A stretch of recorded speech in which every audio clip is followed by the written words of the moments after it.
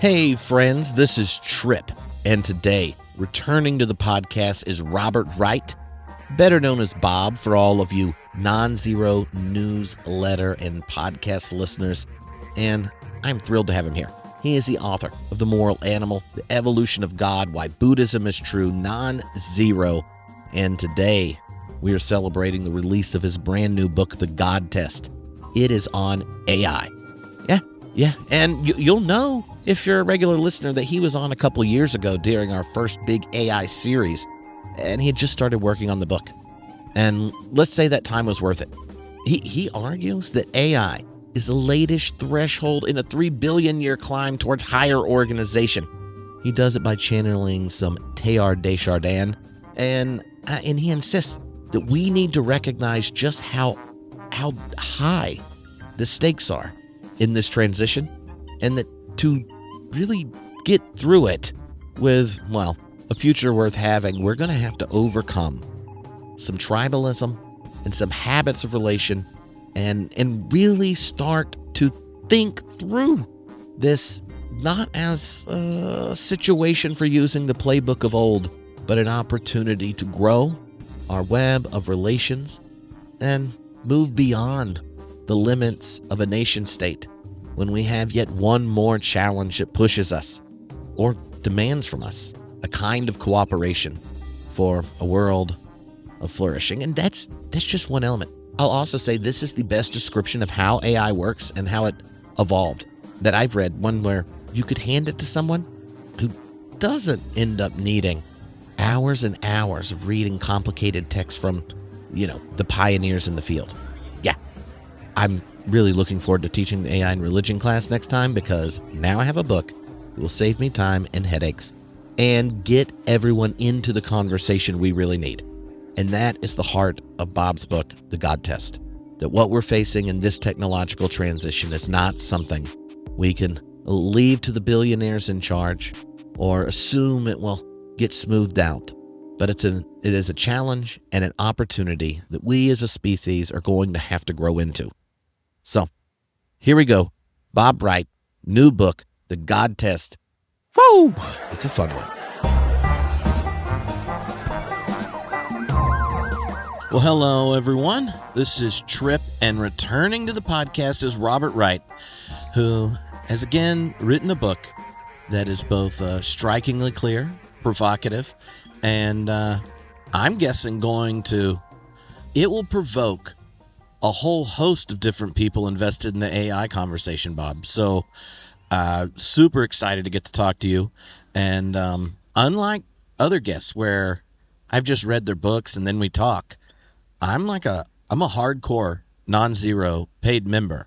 So, you were whispering to me last night, right when I was brushing my teeth, right in my ear. I didn't know that. Know that. What did I say?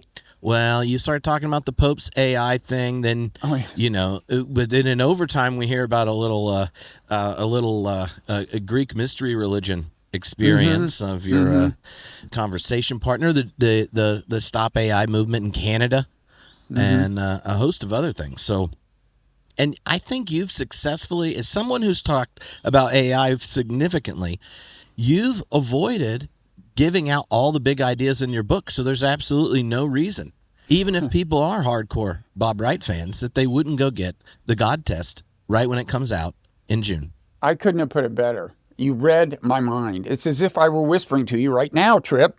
That was perfect.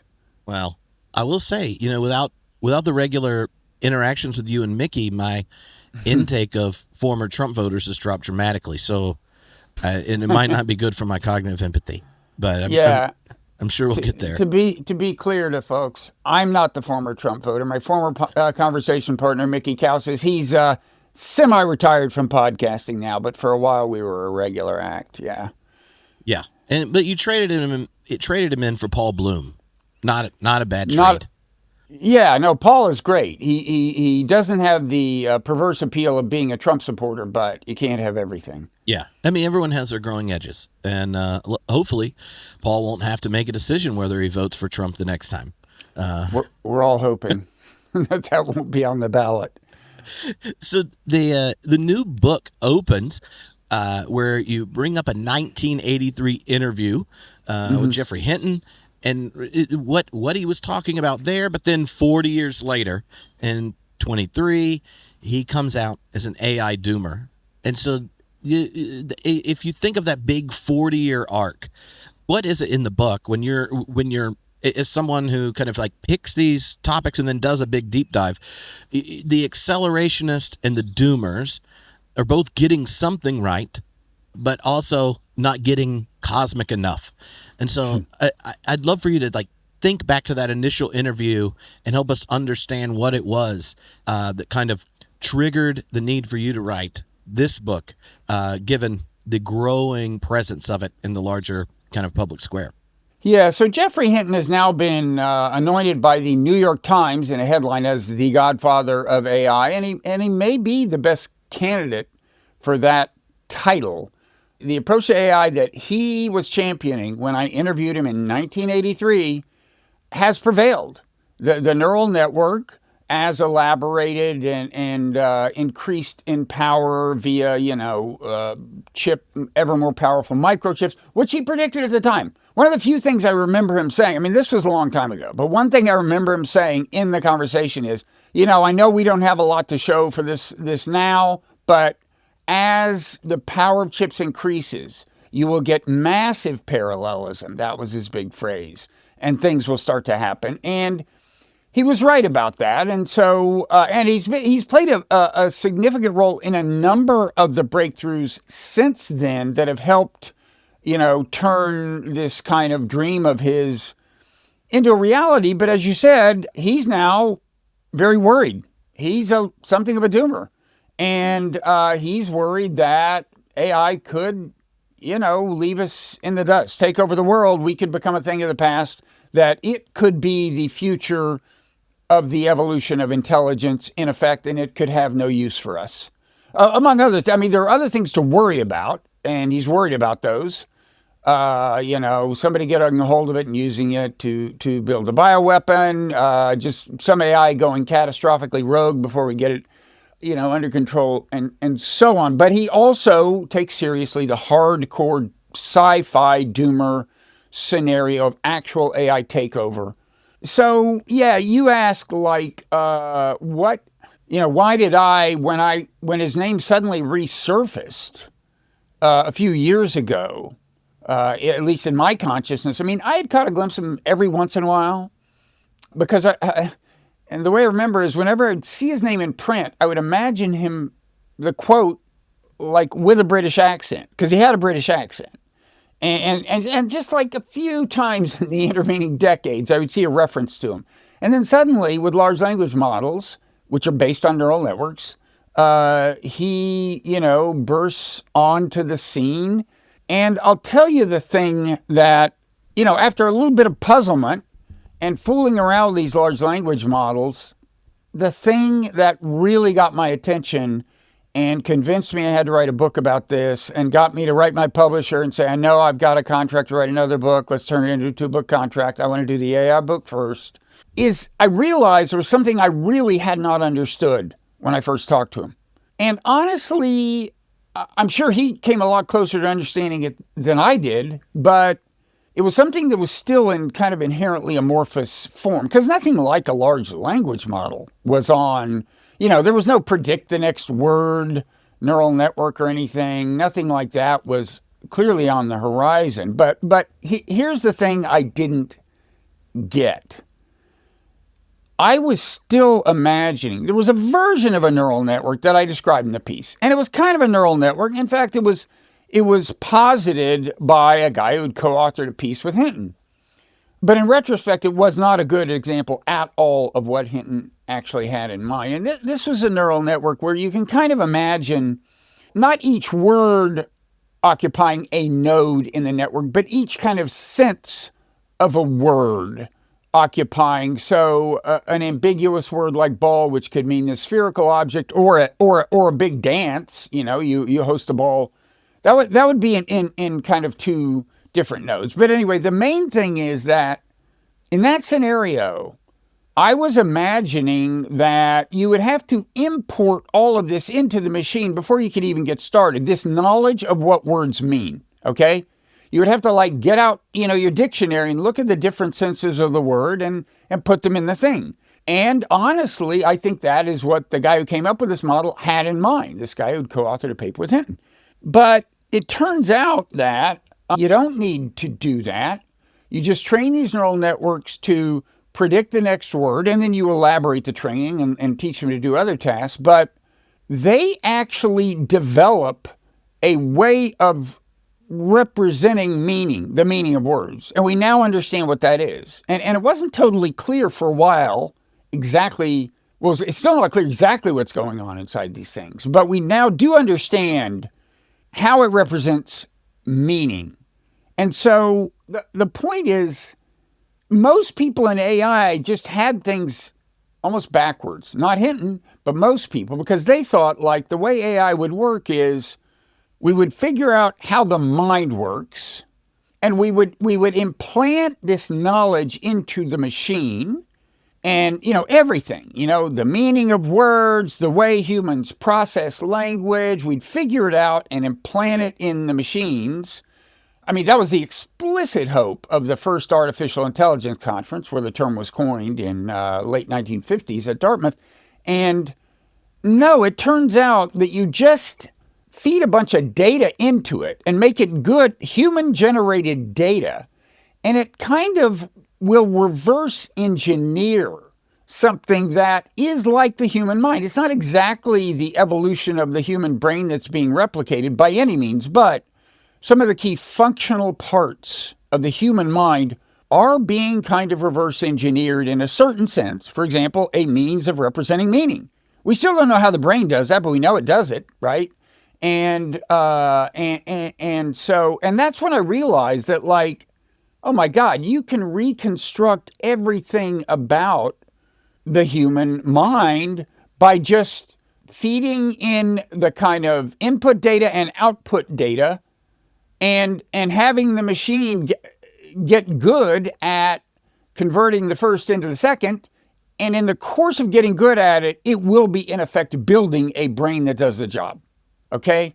So there's just kind of no limit. It's like you may have heard that Mark Zuckerberg, being the warm-hearted person that he is, said, in the same week, he said, okay, we're firing 8,000, 10,000 people. Oh, and by the way, from now on, everyone who works here, we're going to be monitoring your keystrokes, okay? Well, the reason he wants to do that is because if you have that data, if you know what data his workers are getting in and what data they're putting out, you can reverse engineer a kind of brain that does what they do, and then they won't have a job. And this is what I mean, is we can build something as powerful as a human brain, and ultimately, I think, more powerful, without understanding the human brain first. Yeah. That's what I understood this time around. Yeah. Yeah. No, I found that those opening chapters to be extremely clear, and the kind of explanation that kind of comes about because you've spent a lot of time engaging in a number of different evolutionary sciences and such, and that the shift, and you can tell me if I'm getting this right, but part of the shift is that early Dartmouth conference assumed that intelligence meant something like a kind of top-down symbolic manipulation of whatever it's dealing with. Here we're discussing language, and so in order to do it well, then the programmer or the team working on it and something actually had to have a explanatory account of how that top-down process works. And Hinton kind of goes, no, it's, what if it's bottom-up? What if the neural network approach of thinking is actually more efficient, more effective, and in it, something that I think you did a great job explaining is that in LLMs, these patterns of connections emerge. It's a kind of digital form of emergence that's, placed on a large volume of human text.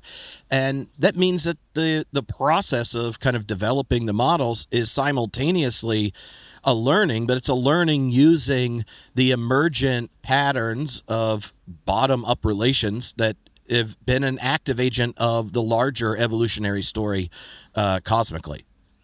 Yeah, you use the term learning, and that is often used to apply to the training of a large language model, and it is apt. It is apt. At the same time, another word you used, evolution, is in some ways more apt. So for example, when you train a large language model, you are, on the one hand, making it conversant in a particular language like English, or more than one. But anyway, that's something that happens during the learning process of an individual human. On the other hand, the only reason they can do that learning so easily is because a certain amount of the hardware was built in by evolution, the certain amount of linguistic hardware for processing language, including presumably a mechanism for representing meaning. And that part of the large language model, the development of that kind of prerequisite for learning any language at all, I think is better analogized to evolution than learning. Although in a certain sense, evolution is a process of learning, which is, something I, on a very large scale, something I get into in the book. But yeah, that's exactly right.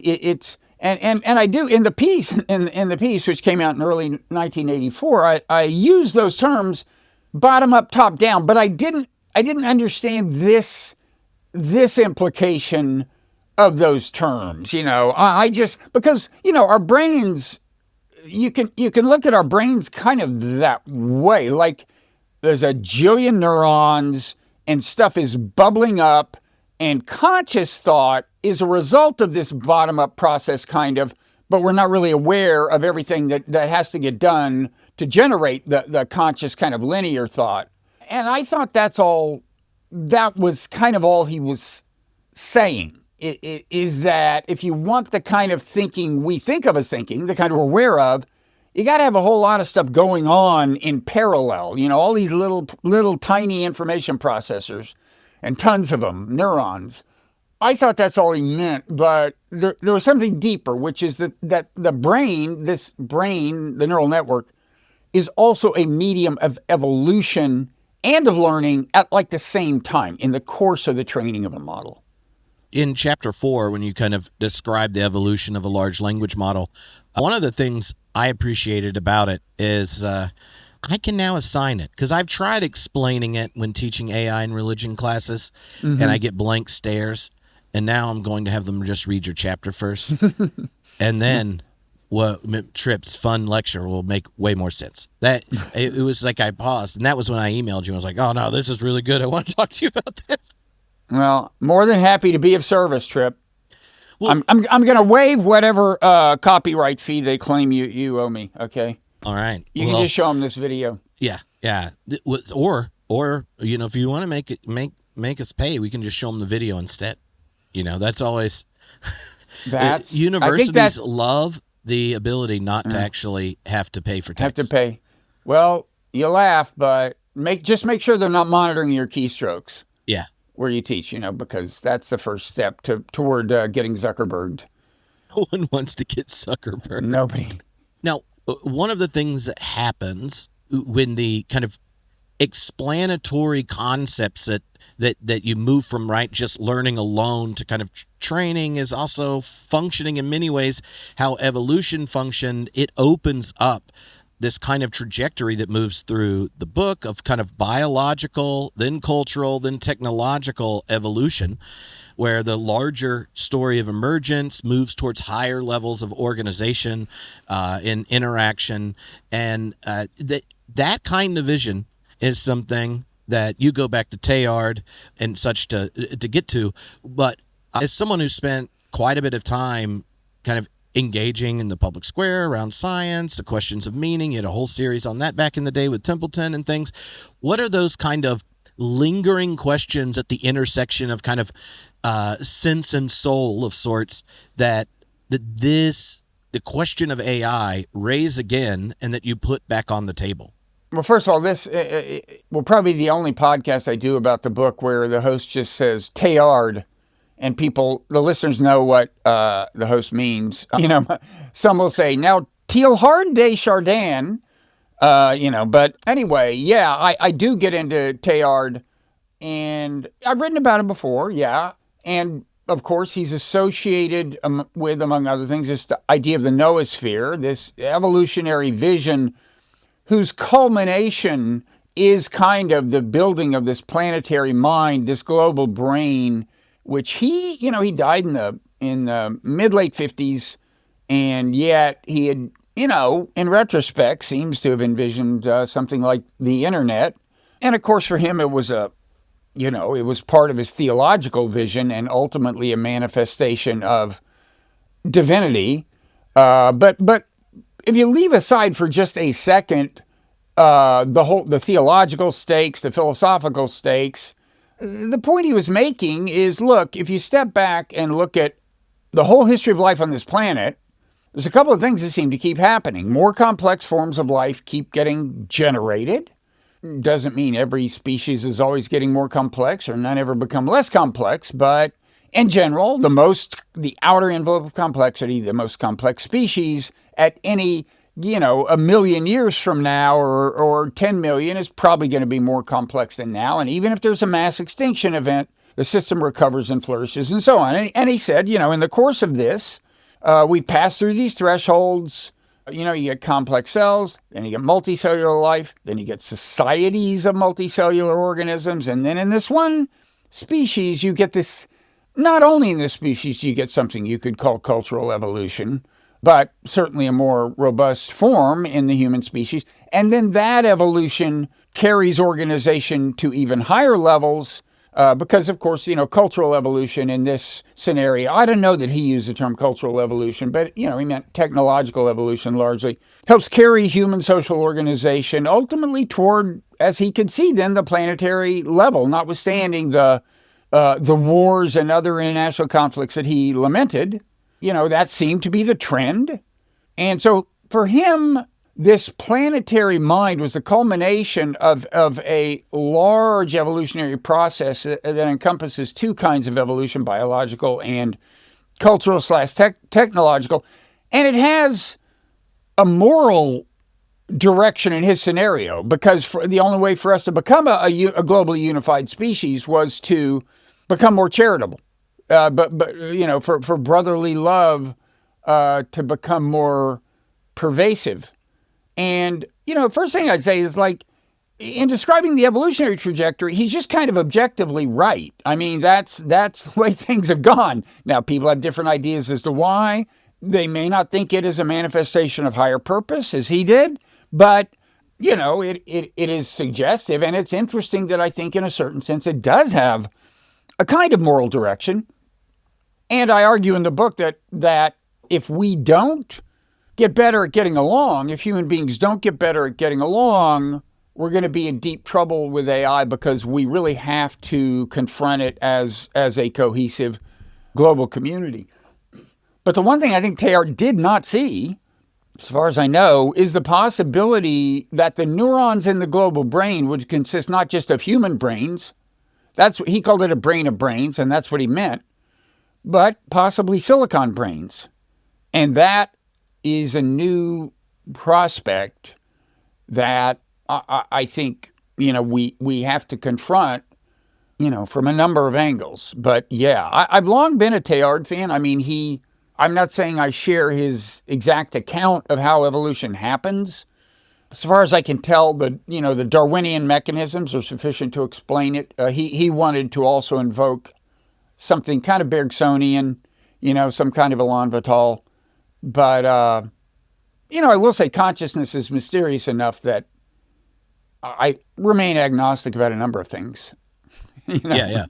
I mean, and he's one example of a larger group of kind of, philosophical accounts of science that are broadly dual aspect monists. And so once you're a monist that has kind of a mental and a physical pole, then you're variations of a panpsychist, a pan-experientialist. You might be a proto-panpsychist in the sense of the structural possibility of interiority emerges at some point in the cosmic story, say at life or whatnot. But like that side of the argument, which none of those require a deity to be a dual aspect monist, but obviously it's possible. Those do end up triggering different answers to a host of questions that have been, I don't know, where you normally signal placeholders of mystery, not just around ultimate reality of some sort, but say, like your ongoing argument with Dan Dennett across the podcast, which I will say you got more clarity out of him talking to him than the time I did. I didn't know about your Dan Dennett encounter. Oh, well, I would say everything when the mics weren't running was rather beautiful. And he's a super kind and thoughtful person. He was like, "Oh, I'll come to your school." I was in my PhD program and wanted to host something with him. And, yeah, it'd be great. We can do it as long as, can you fly my wife out too? And maybe a PhD student that's working on something related to me can drive us around wine country. I want to enjoy each moment with my wife before, this is beautiful thing. And then, later he tells me that, that essentially love is genetic fan fiction. And I was like, but Dan, like, the most beautiful and compelling thing to you is you want to savor enjoyment of wine with your wife and the person driving, so you do it safely as an elderly couple. You want someone who values your work so you can give the gift of conversation to them, both of which seem to be more than he's like, no, I can see that. I get what. But not when there's a microphone around, Bob. Then you get the dinner. I don't want. I needn't get into this, but I had a thing where I actually thought he had conceded more on the microphone than he later said, and we had there was a little bit of a minor controversy over whether he had or had not. The conversation's on YouTube. It's the part about early in the conversation about whether evolution, whether it could have a higher purpose in some sense, even if it works in a fundamentally Darwinian and mechanical way, could still in principle have been set up, for example, in a deistic scenario or whatever. It could have a higher purpose, or we could be living in a simulation. That would be a higher purpose of sorts. It would have been presumably set up by some intelligence. I thought he had conceded that he would still agree, I think. I mean, rest in peace. He's no longer with us. But I think he still would have agreed afterwards that one can assess any physical system for signs of purpose. And purpose should be in quotes because it could have been instilled by an intelligent, conscious being, could have been instilled by a process. Like he and I would both say, organisms, quote, designed by evolution have the purpose of getting genes in the next generation, even though the, quote, designer is not a conscious being. Anyway, so he did continue to say you can inspect evolution for signs of purpose. I thought he agreed that there was at least some evidence. And I thought he agreed in the course of conversation. So people can just go back and watch it and reach their own conclusion. Yeah. He later said he hadn't. Well, have you uploaded all of his books and the transcript of the conversation to ask Claude if he agreed with you or not? That would be to generate a virtual Dan Dennett. Yeah. Just to give you life updates. There's this bit at the beginning of the book where you introduce, you kind of have these kind of, four purposes throughout the book. And one of them is to insist that AI warrants awe in the, mysterium tremendum type of sense where there's this terror mixed with reverence, and like to treat it lightly and flippantly is to miss the point.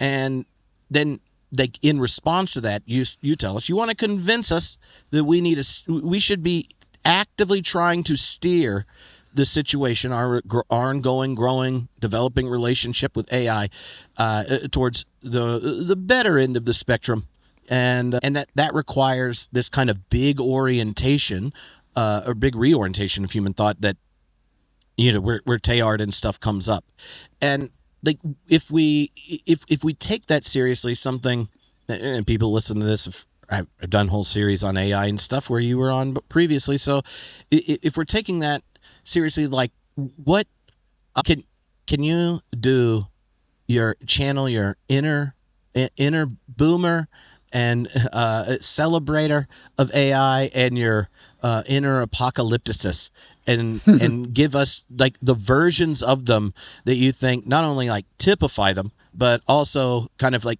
demand us as a species, and not just the, I don't know, techno billionaires and those they still happen to employ, should be the ones thinking about the future. Yeah. So again, this is some mysterium tremendum is another phrase I'll probably hear from this podcast host and few others. That's Rudolf Otto's phrase, I believe, is and in the book, The Idea of the Holy. Also, your audience more than most is probably familiar with the accompanying history of the word awe. In other words, like awesome at one point meant something inspiring fear and dread. And then partly by virtue of its kind of religious uses came to mean to increasingly have a connotation of a positive connotation, wonder, the sublime and so on. And what I say is that in that introduction, I'm just saying you should be, this spectrum of awe that's kind of marked off by the history of the word. At one end, you're in awe in the sense of being terrified, kind of the way the doomers are. And at the other end, you're in awe in the sense of pure celebration, the way the accelerationists are in Silicon Valley and wherever else. And then in the middle, you could be more like where I am, like moments of dread and fear, and appreciating how appropriate they are, but also marveling at it and appreciating that, it can bring a lot of good things. And what I say is, look, all I'm saying is, but if you're not somewhere on the awe spectrum, I'm not sure you understand the power of this technology. Okay, I am not by any means uncritically celebrating it, as you know, since you've read the book. I mean, if anything, I think people will. The book is closer to being a defense of doomerism than a defense of accelerationism, because I do think the arguments of the doomers are underappreciated in many circles, because for a variety of reasons. The sci-fi versions of doomerism have had particular spokespeople who have particular characteristics that some people find off-putting and so on.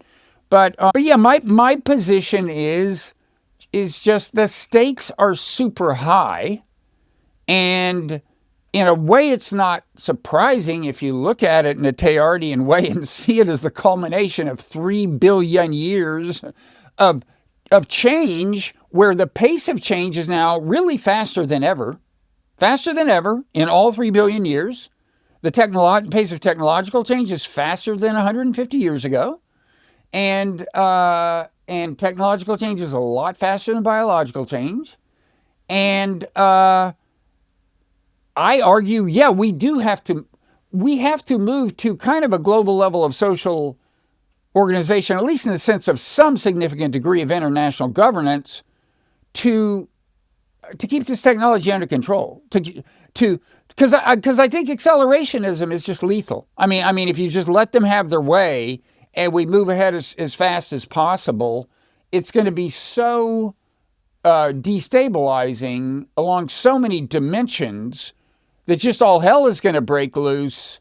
And by the way, that may wind up ushering in the authoritarian nightmare that the libertarians think they're guarding against, right? Yeah. They think that laissez-faire economics is the way to avoid authoritarianism, but I'm here to tell you that if a laissez-faire approach to technology ushers in, as I think it will, a period of chaos and disorder, that may get you to authoritarianism faster than any other route. And so I just think the stakes are super high. We can't even begin to take a slower and more deliberate approach to this technology until we start subduing some of the international tension and conflict. Because as soon as you bring up slowing down, Silicon Valley says, oh, what about China? And so, we need to make the planet a more peaceful place, featuring more in the way of groups of humans understanding one another. And, I'm sorry, I know at this point, if you say this in Silicon Valley, somebody's already used the word kumbaya, and not in a flattering way. I'm sorry, but I think that's where we are. Oh, yeah. Yeah. One of the things that I really enjoyed about reading your book is having taught kind of AI and religion and a philosophy and technology classes before. I would usually take some historic thinker who's more of a techno-optimist and a pessimist, and then and get to know them where you have plenty of secondary literature of people using them over time, to engage. And then you're dealing with kind of the most pressing questions. And over the course of doing it, I got more. I moved from much closer to Teilhard and his optimism to more of a doomer over and over for a number of the specific reasons that you name in the book. And I wonder if, for example, there you in the book you talk about Dario's machines of loving grace, and Peter Thiel. What I don't even know what to do with it, the inversion of the Antichrist. He's one of your fellow Christians, Trip. What's the problem? Yeah, and I guess Christianity is a large and diverse tribe. Yes, and sometimes the tribes live so far away from each other with completely different value systems. It's hard to use the same label, but he has a steep opposition to global governance, and obviously Greta is the Pope. Greta Thunberg is literally his antichrist. I mean, he says global governance is the antichrist, and or suggests as much. Maybe posits it somewhat speculatively, but uses the term and uses her as example one. Again, because he says it will usher in this authoritarian nightmare, and what I'm saying to you is it's true, you do have to be careful about global governance. You do, because that would be the final centralization of power. If you let it, get out of control, you need to keep it like a distributed system, democratic, decentralized power, absolutely. But if we don't move somewhat closer to that kind of international coordination, I just think we're toast, particularly in light of this technology. Yeah, and there's like here's the thing and it's not even just AI, right? Like the moment we start messing with DNA, you're not gonna the vow of celibacy only works so well at avoiding gene pool introductions. Obviously, we're learning anew just exactly what nukes can do for international arrangements. Like there's so many things that have this need for cooperation across the incentive structures of nation states. And I wonder, and this is something for non-zero listeners that regularly comes up in Bob's conversations with the fellas at American Prestige, like how much of the do you think even nation states have the steering wheel enough at this point to do something about it? Like when you think of the tech overlords sitting behind the president at inauguration, when you see the way in which China gets leveraged to not just have no federal regulation or international cooperation, but even prohibiting states from doing anything, right? Like there seems to be a sense that like one of the mechanisms that's even needed to avoid a variety of doomer issues is for someone or a collective of people having a steering wheel that aren't functioning on the incentive structure of an economic system that seems increasingly to have more control over the nation state than the nation state has the ability to regulate it, or let alone regulate it in a wise way. Yeah, I would say there are a couple of internal problems in the nation state. One is just a certain amount of political polarization that you alluded to. And that's why in the book I say, we need to get into the mechanics of what is sometimes called the psychology of tribalism. Some people don't like that term. We could get into that. But not just because of conflict between nations that has to be overcome, but because of a certain degree of turmoil within nations that is not conducive to the coherent national government that is a prerequisite for coherent international government. But then the second thing, and not unrelatedly in our case, is the second thing you referred to, which is the concentration of financial power in our country. That makes the term oligarchy increasingly apt. And here, by the way, you get this connection to this specific technology. One thing that, we haven't gotten into all the various things that make you want this technology to not move too fast, the various potentials that you want to make sure we're kind of keeping, channeling in as constructive a way as possible.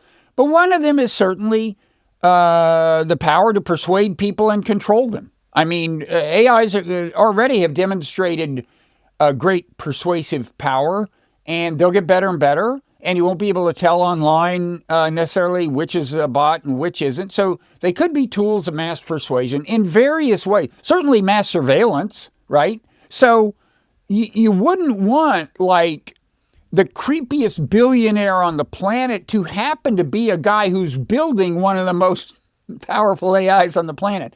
As it happens, that is the case. But, I'm thinking in particular about Elon Musk. And so this is this weird thing. It's not like back in the days of like the steel barons or the oil barons, people were saying, well, they'll use it to control us in our living rooms. Financial power is financial power. They can become influential, but this technology, we don't know exactly how it's going to play out, whether there's going to be a few dominant, AIs that are controlled by a small number of players, or one, we just don't know. And I'm not saying it's that easy for me to imagine a billionaire suddenly, controlling my life here in my home, but it's something to keep in mind that this technology is not just any technology that can enrich people. It can enrich them and on its own empower them in a way that should concern us. Yeah, and one of the concepts you develop, and this is picking up threads from a host of different of your previous works, is cognitive sovereignty. And I have a number of questions that I want to kind of discuss around it, but I'd love for you to maybe unpack the concept, but also, like, why is that so central in part 3 of thinking about what are the conditions for the possibility of a not horrible future? Yeah. Bob says, hey, have you considered cognitive sovereignty? Yeah, so the backdrop of that is a couple of things. I mean, first of all, I argue that AI can be what social media turned out to be, which is a kind of a tribalizing, polarizing technology. It can divide people into groups and convince them that their group is right and the other group is wrong. It can, even at the level of there are examples in the book of at the level of kind of marriage counseling, it can convince you that, yeah, you're right, your spouse is wrong. Meanwhile, your spouse's AI is saying the same thing to your spouse. And so at all kinds of levels, it can in principle reinforce our self-righteousness. And it follows to some extent from the same incentive that produced this effect in social media, which is it's in the interest of companies to optimize for engagement. They want you to keep coming back and using their product. Well, you may not get me to come back and to use your product if your product keeps saying I'm wrong and the other guy's right? People think they're right and the other guy's wrong.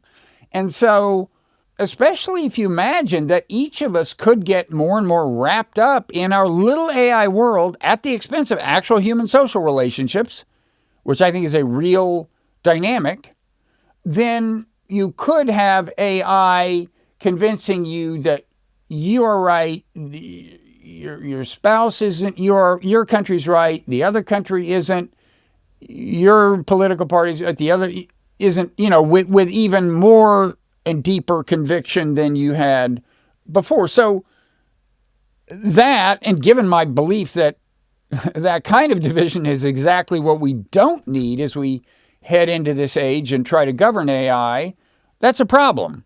And so I argue, you should try to cultivate what I call cognitive sovereignty. That is, keep your mind, preserve its strength in the face of this kind of pernicious influence. And in particular, kind of relatedly, I argue for the importance of cultivating cognitive empathy, which is to say, that's not emotional empathy where you feel other people's pain. That can be good too, but I'm just talking about understanding the way other people view the world, especially adversaries, especially people on the other side of some line. It's like if you're negotiating a deal with Iran, you're going to do a lot better if you just understand how they're looking at things. You don't have to sympathize with them. You don't have to think they're in the right, but it helps people solve non-zero-sum problems to understand the perspective on the other side, how things look and feel to them. So in particular, I argue that we need to cultivate cognitive empathy, and I think, by the way, that's one thing that tends to naturally get compromised and weakened as AI reinforces our sense of self-righteousness. That's one thing it does. Anything that convinces you that you're right and your group is wrong is tending to shut down your understanding of the perspective of the person on the other side of whatever wall we're talking about. So yeah, I argue for a concerted effort to resist some of the natural influences of AI on us, natural partly by virtue of the incentives of the companies that make them, but also natural by virtue of what we want, what the unreflective version of us wants. And so, yeah, and I don't have a magic solution to it. I'm a big, myself, mindfulness meditation has at times helped me in my life, and still does on a good day. But that's not the only, that's just one tool of many. And one thing I say is that, look, AI can in principle be a useful tool. It's not hard technically to build an AI that tries to keep making you aware of how other people are viewing things and what actually motivated someone to do something that rubbed you the wrong way, as opposed to the theory you come up with, which is that they're just a bad person and deserve to suffer. And so AI can be part of the solution, but you have to kind of make that choice and commit to it. It's kind of like a personal trainer. Like, you do not every morning want to work out, but you can commit to having this personal trainer who's going to show up. You can make the commitment on a good day that, like, okay, this is the AI I'm going to use as my main companion, right? One that's good for me. And so I'm kind of hoping that you'll see some of that. And by the way, I suspect that religious denominations and various other kinds of spiritual, political organizations may have, particular models that have their seal of approval. And that can be good, it can be bad. It depends on the group and what their values are, but that's something I expect to see.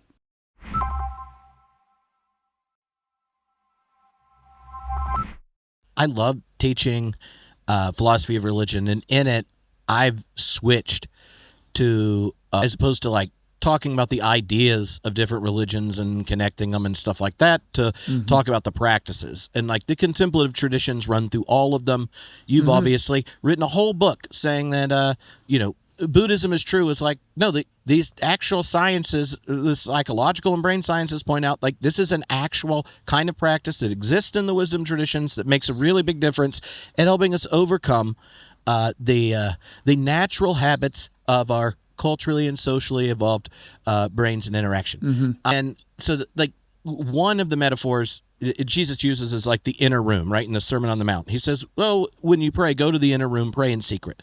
And the contemplative tradition is generally read that as the sanctuary of the self, the place where the panopticon of sorts doesn't reach. And cognitive sovereignty That question kind of assumes it still exists and can be more kind of fortified by mindfulness. And I guess my worry, and this is something I didn't have 3 years ago, the first time I taught the class, that's gotten bigger, is that the neuroscience on inhibitory control damage in heavy users of anything that's algorithmically mediated, it documents the gray matter reduction. You talk about that in the book. It in a sense, it's like an atrophy for the very breaks required for self-direction. And I wonder if the algorithmic mediation on an increasing number of financially incentivized platforms has made it where we have a hard time even closing the door, the metaphorical inner room. It's not like we've just been manipulated. We've been occupied in a way that may have compromised the neural hardware required to evict the occupier. Cognitive sovereignty, what does that look like if we're genuinely concerned that an increasing number of people have already had their interiority of sorts taken? And this is something that I got more concerned about it when for Lent I did not use social media the entire time. Like my because I track myself as a little panopticon for the self, it's like, wow, my resting heart rate is just lower. The tracking your how family knows, wow, you aren't nearly as grumpy at the end of a workday. All these kinds of things, all the way down to, we've had recent studies on the amount of time people, especially post-COVID and boomers when they retire, you see dramatic jumps in screen time use that create genuine concerns, at least for me, that the very space that's being cultivated for the kind of distance needed to practice cognitive empathy, to, choose the well-being of a collective over the selfish incentives of an individual or your own tribe. Those kinds of things are being undermined in part because we never asked a question as to whether what started as social media really needed AI introduced and algorithms that get to know the more base instincts of a person, let alone them being a primary site of tons of money to get us to vote one way and purchase another, right? Like in some sense, the ethical, one of my biggest ethical concerns is the very humans we would like for them to cultivate a positive awe and make a collective decision across nation states without our economic incentives determining us to pioneer a more beautiful future with AI. Those are people whose relationships have already been mediated by an algorithm that doesn't want that.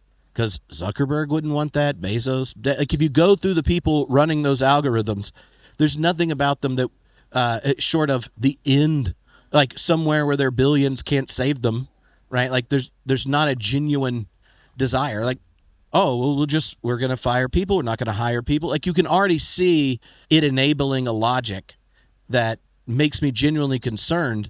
And if the spaciousness, the wisdom traditions kind of univocally affirm a kind of practice where you cultivate a strong sense of groundedness and valuative affirmation of the other, it comes by having that interiority. And I wonder if it's not increasingly being occupied that makes that move to a more I-thou type of relationship, a space where the other gets their otherness, increasingly difficult. Well, I mean, I certainly agree that social media have become manipulation machines driven by AI. And one of my big worries is that AI of the kind we're talking about now, large language models and so on, will have the same property. Because in both cases, there's an incentive to optimize for engagement and so on. So, yeah, I think that's all true. I also, by the way, I would say the contemplative traditions have their pitfalls. I have known people whose Buddhist meditative practice led them toward a kind of almost indifference about the world. I just think people fight wars forever. What are you going to do? and that's not where I want to go with it. So I'd say those two things at the outset. But in terms of the connection between mindfulness and the problem you're describing, I would say, first of all, it's true, it's fair to point fingers at the capitalists, but they're not going to go away.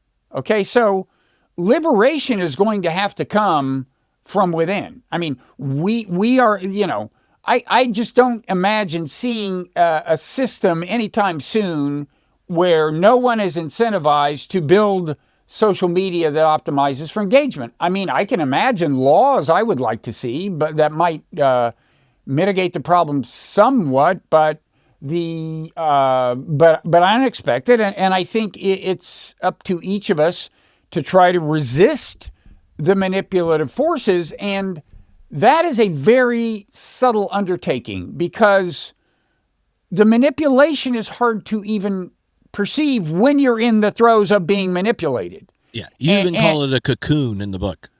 Well, yeah, you're in a cocoon and one way to say it is to say that, look, cognitive bias is a misnomer because there are always feelings involved. There's always affect involved. You take something like confirmation bias, right? Famous cognitive bias. It means you notice evidence consistent with your argument and ignore or reject evidence that's not consistent with your environment. Okay, but watch on social media how confirmation bias happens. You see like a tweet or some kind of post from someone who agrees with you, and they say there's this evidence supporting your political tribe's view. Pay attention, it feels good. You have affection for that evidence. You have affection for that post. It's like it made you feel good. You want to share it. Whereas if you see a post by one of your ideological enemies and they say, oh, this evidence supports my side, you immediately pay attention. You feel a little bit of actual hostility toward this claim of evidence. Toward the person, yes, but also you don't feel like embracing the evidence. You feel like kind of pushing it away, critically inspecting it, finding a flaw in it. These are affective forces, and they are the subtle, levers, the buttons that are pushed to activate cognitive biases.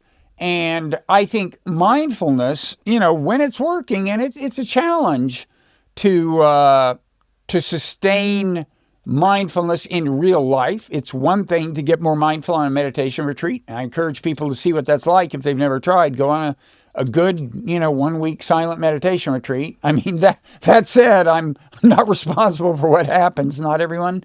The outcome isn't always good. But usually I think it is.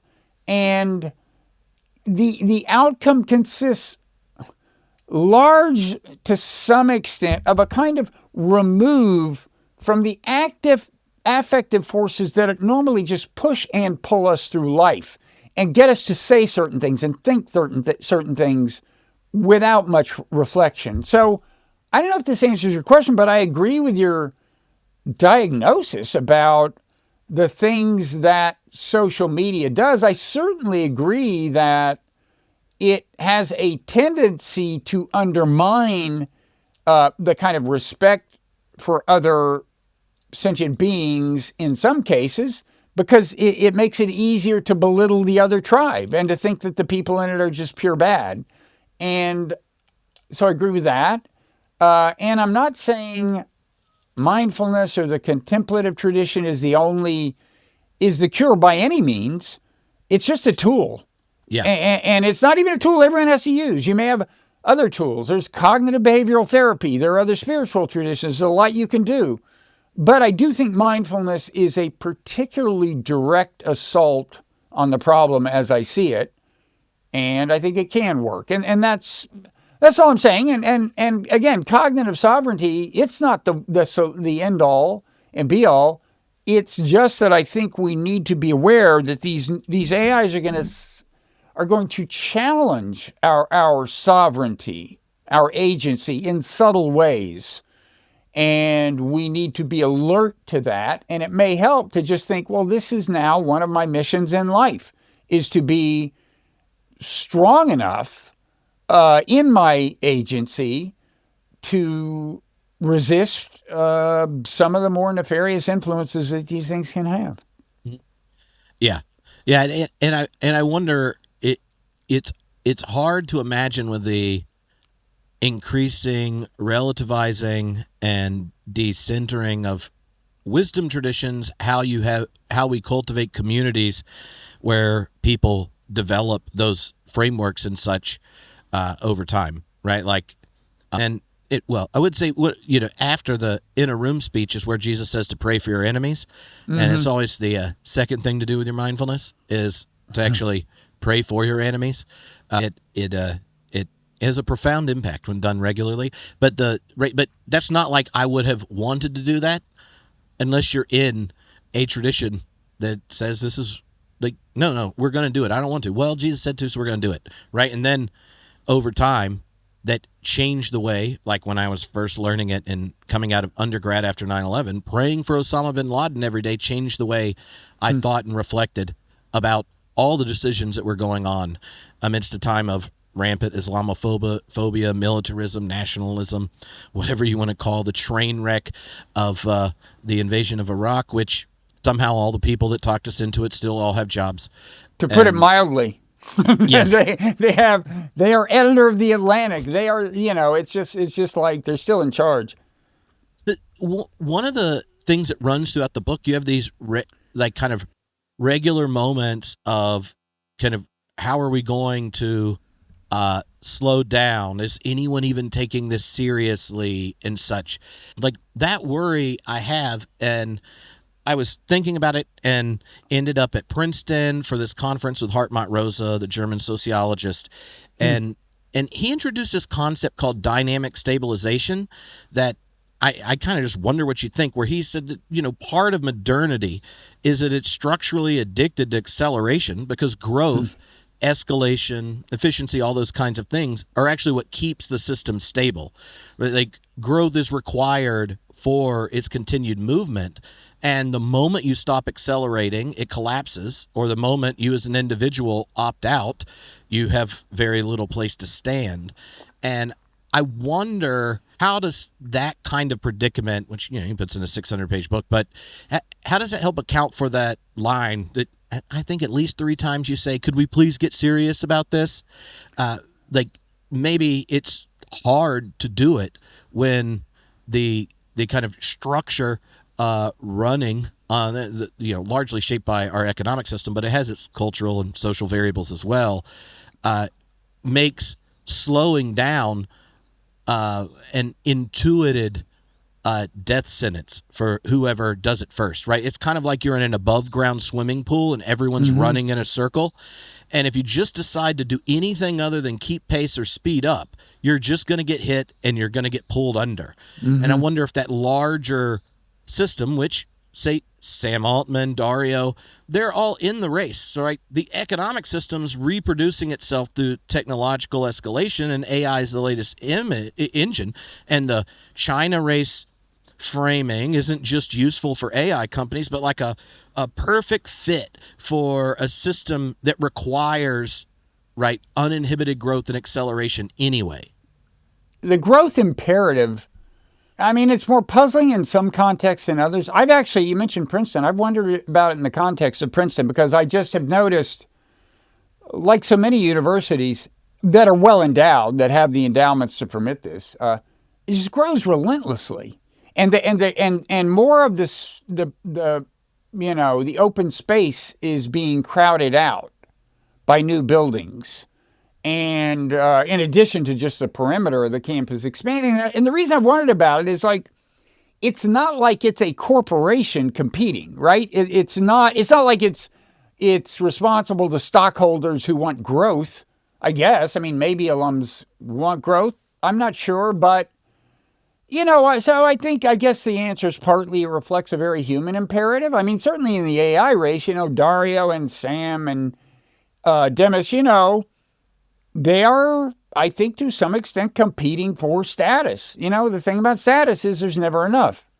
And look, we all are saddled with the basic problem, which is that we're human, so not feeling the esteem of others feels super bad. It can make you feel depressed. You need to, to feel that you're appreciated, even admired, and that's what fuels a lot of status competition. I mean, it's in all of us, in a way, the fuel that leads to this growth imperative. I just wish we would more often stop and reflect on it. Now, the funny thing is, the promise of the accelerationists is basically hypergrowth, right? Yeah. There's just infinite prosperity. Don't worry, everything's going to be great because per capita GDP is going to be 5 times what it is now. You didn't believe Elon when he said we'd all live like millionaires? I mean, he seems perfectly capable. I mean, why wouldn't you trust someone that figured out how to be efficient by undermining, I don't know, distribution of necessary HIV medicine in Africa and leading to the deaths of hundreds of thousands of people? I mean, obviously. I actually didn't know about that part of his life. Meanwhile, people like him, if not him, are relocating from California for fear of a one-time 5% billionaires tax or whatever it is that isn't even going to happen anyway. But there's a question of whether it'll happen, whether you'll have all this plenty, A, B, whether it'll be distributed indeed widely, and C, whether that'll be enough for people. You may discover that people have needs other than material goods, and that some of them are fulfilled by certain kinds of jobs, at least, and that becomes a big challenge. I mean, this is again an area where I'm like, well, even if you can make it work out in the long run, in other words, even if you can make the alterations ushered in by AI kind of work out in the long run, if you look at how many different fronts this is going to hit us on, and I think how fast it's going to hit us, you just have to think maybe slower would be better, and we'd have a better chance of figuring this whole thing out. But that can only happen, I think, in an environment of greater international concord than we have now, and that alone is going to take a revolution. I mean, there was this moment that got a lot of play on Twitter the other day. It was a debate on foreign policy featuring Victoria Nuland, the wife of neocon Bob Kagan. I don't mean that as an insult. It's just his ideology. He's actually, I think, preferable to some other people who share that label. And I think she has a basic leaning. She was in the Obama administration, and on her side was Mike Pompeo. It was against John Mearsheimer and Steve Walt. Anyway, there was this moment where Pompeo said to Steve Walt, "Do you think Iran is a monster?"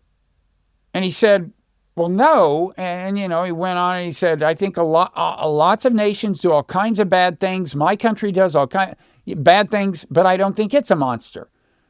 Seems to me like a reasonable answer. You could just as well say, I think many nations are monsters. Either way, as long as you appreciate that it isn't just us versus them. But anyway, the key thing is, I know this seems to be taking us off course, and it may, but Victoria Nuland, if you look at the video, and it's really got a lot of circulation on social media, when Steve Walt says no to the question, do you think Iran is a monster? She goes, aha. So there it is, or something like that. It's like, for her, that's the aha moment. That's like the smoking gun. Wait, you don't think that it's Iran that's a monster and it isn't the U.S. or Israel or the countries on my team?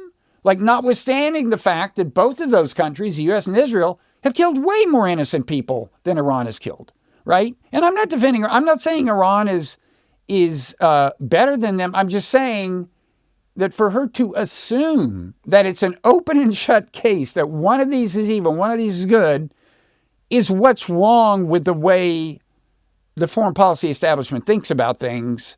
And and it's pervasive, And the establishment, there's a reason they call it the establishment. This worldview is very common. And this Manichaean worldview, another word we don't have to explain to this particular podcast audience, I'm sure. And I'm trying to drive home in the book, we need fundamental change at a deep psychological level, and it's a huge challenge because we all naturally have this tendency to think we're good in the eye. We all fall prey to it, to self-righteousness and this kind of crude, binary of Manichaeism. But I personally think that what's about to happen with AI is, it's like, have you ever seen the movie The Day the Earth Stood Still? Yeah.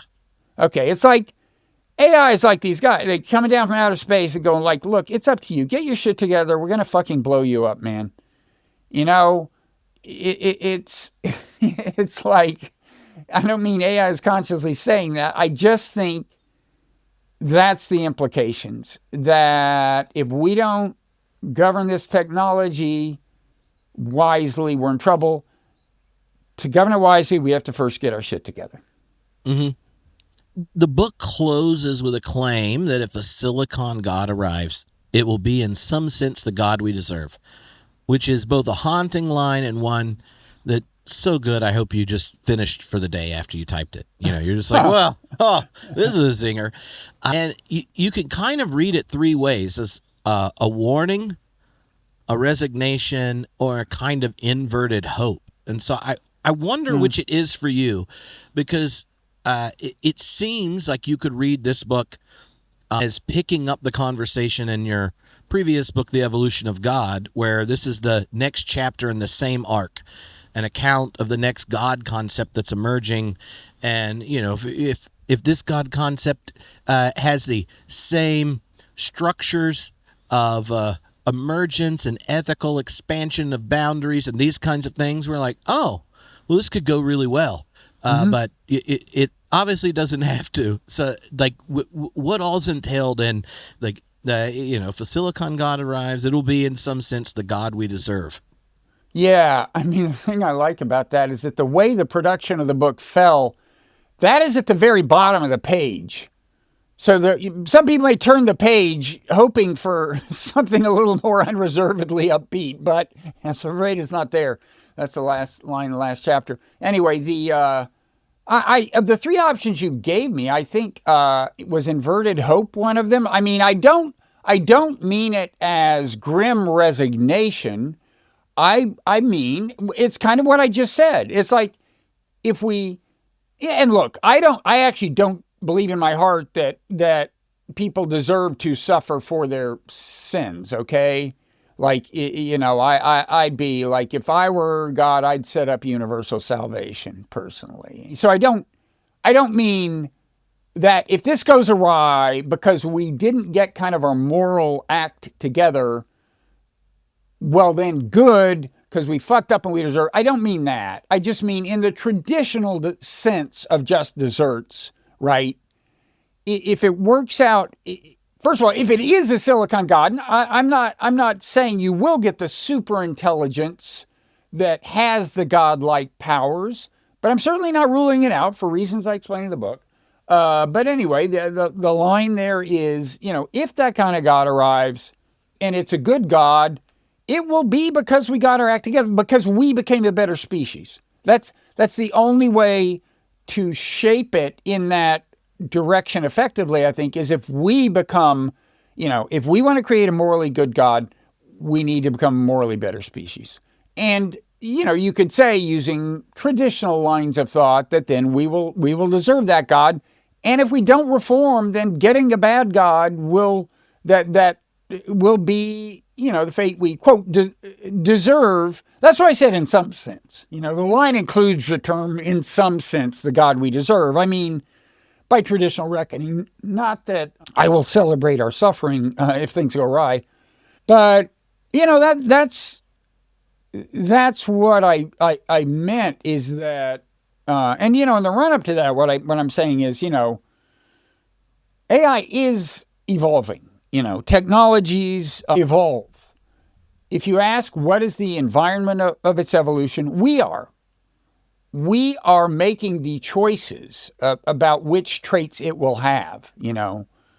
The market is responding to our demands and to the demands of the corporations that buy it and so on. And so humankind collectively is the environment that is shaping the evolution of AI. And so it's in that sense that we are responsible for the shape it takes. And I think its kind of moral tenor will be correlated with our own.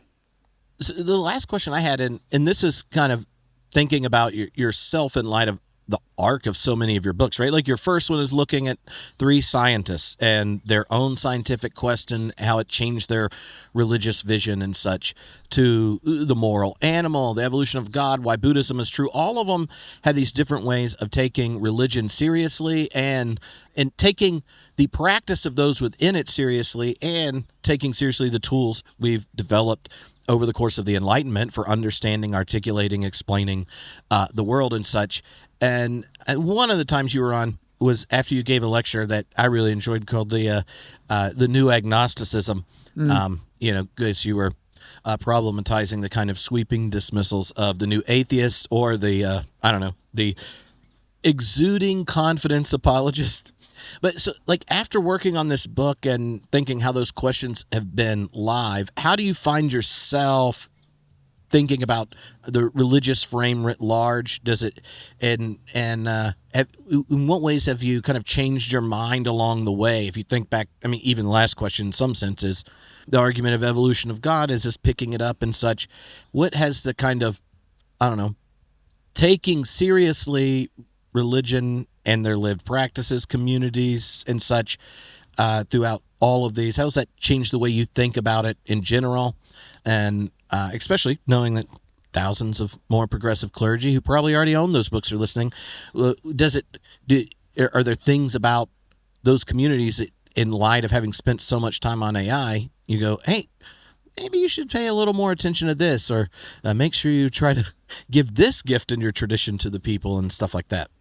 I guess I would say that, for starters, kind of the basics of my view haven't changed. You asked how much has changed in, I guess, along the religious dimension of my thought, to the extent that it exists recognizably. I mean, I still think that if you look at the whole sweep of life, like Teilhard, I think it has the hallmarks of some kind of larger purpose unfolding. I think you could make that case even without reference to what seems to me to be a moral dimension to the last stages of this, where, I think human consciousness, I think the development of technology over the last, 30,000 years and the attendant changes in social structure have, on balance, increased, I guess you could say, tolerance. I mean, obviously a lot of backsliding and so on. I think I'd be willing to defend that. I know a lot of people wouldn't. A lot of people would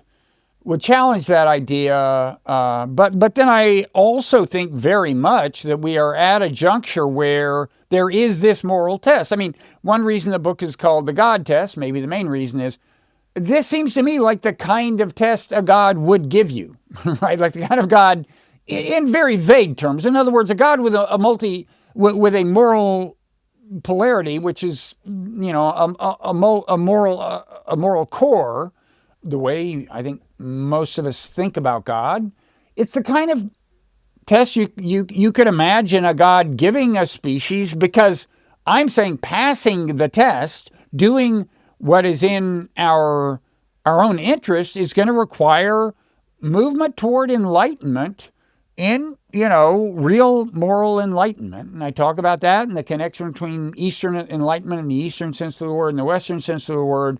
I still think those things. I still like, I don't know how many books I've mentioned, I've invoked William James in this context, but, he says, in Varieties of Religious Experience, when he's trying to articulate the kind of common denominator of religion, at one point he says, it's the belief that there is an unseen order and that our supreme interest lies in harmoniously adjusting ourselves there too.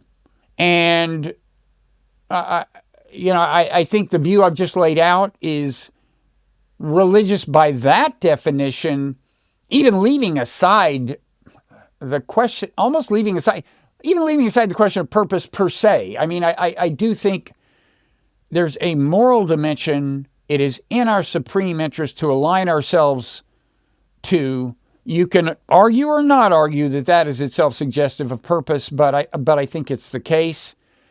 Now, if you're asking me to give advice to religious leaders, I'm not sure I'm equipped to do that. Was there a little bit of that vibe in your question? Well, I'm just thinking that there are a series of things, and that you talk about them in chapter 15, right? That we have these remaining missions, right? Building the global brain wisely. If you're a part of any wisdom tradition that says the love of God correlates to the love of neighbor, the idea that we would outsource the building of a global brain to mammon, given that's Jesus only either or, seems like an odd decision. You say that we should cultivate the gift of the Western Enlightenment is truth. One of the main knobs you learn, and you give a number of examples, is how we'd much rather have a mirror of ourself than an encounter with truth if it complicates our reality, right? And religious traditions in general valorize truth. Some would locate truth in the very divine life. That the wisdom traditions in the East, you talk about cultivating that kind of enlightenment, is a direct assault on the tribal self. And it has resonance in the care and the identification of the enemy as the definition of neighbor, and the Christian tradition, all those kind of these remaining missions that are there seem like things. If we want communities where you don't have to ask, at least that begin their gatherings by confessing that we're screwed up, and think that the orientation of one's life is something guided by a wisdom that helped communities flourish at different parts of the world way before the technology arrived.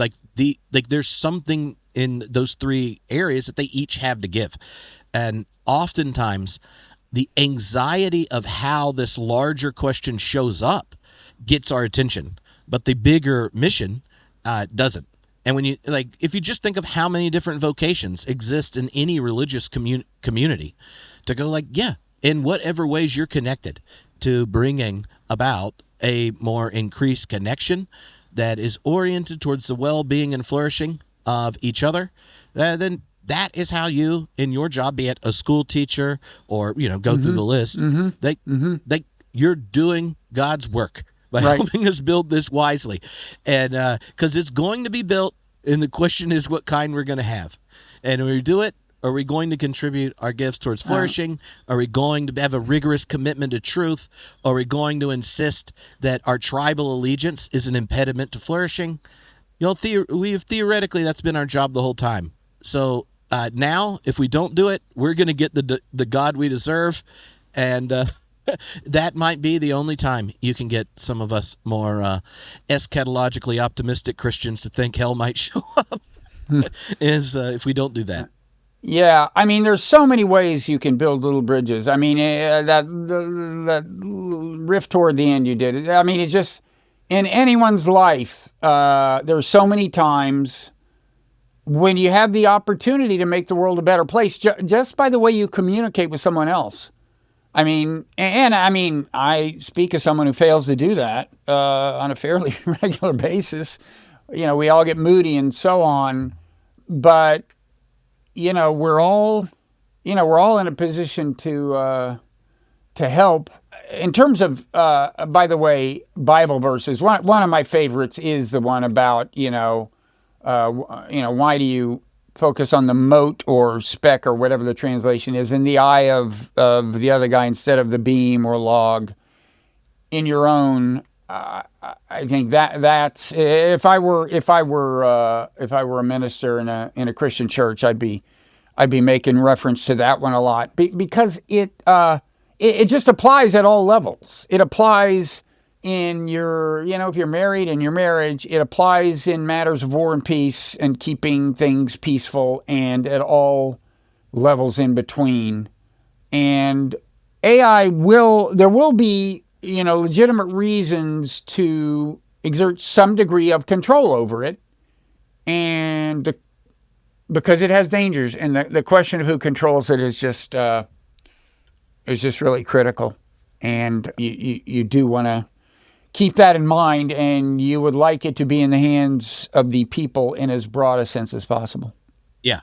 Yeah. And I think oftentimes, and this is something I found the middle of the book does a really good job of doing, oftentimes we act as if it's not already being controlled.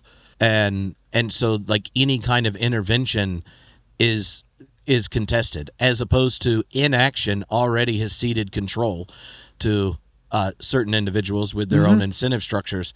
And so you talked about that with Peter Thiel and such earlier.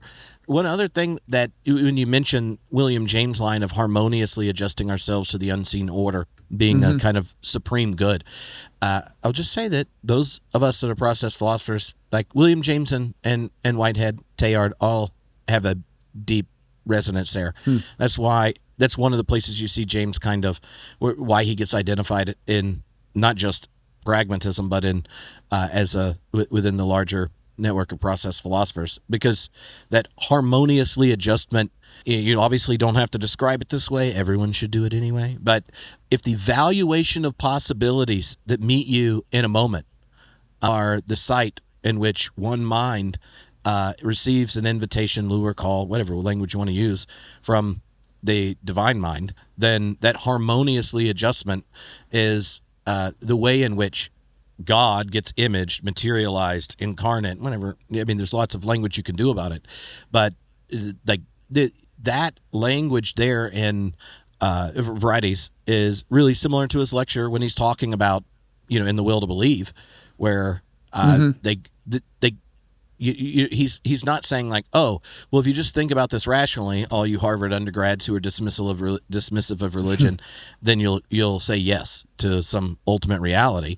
But he kind of makes the existential stake of, he uses that language of someone on a cliff, and then the only way they're going to get up is to jump to the other side of a cliff to keep going. But if you never jump, you don't even know it's available, right? And the question of ultimacy in his sense, or God in the Jamesian sense, is we don't want to think we're actually being more rational by saying no to possibilities, because that has already cut off the potential opening of a whole set of horizons. And so the individual, you don't know if you're going to make the jump across, that if you'll have traction or these kinds of things, but it's not irrational. And oftentimes the habits of a kind of more reductive enlightenment type of thinking is that we are so reserved at avoiding being wrong, we never experience or bring into reality the possibilities of saying yes to something bigger than we can seize in the moment.